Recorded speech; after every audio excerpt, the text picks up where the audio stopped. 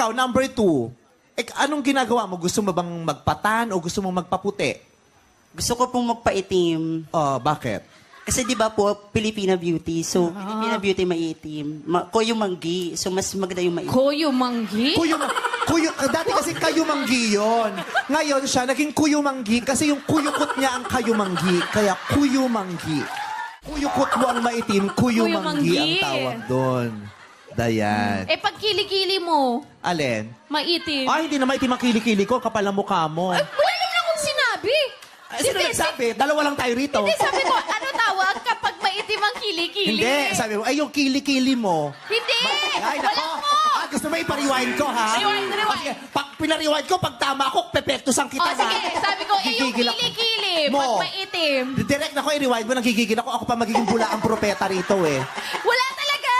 Direct pa i-rewind ako, hindi talaga sinasabi ko sa'yo.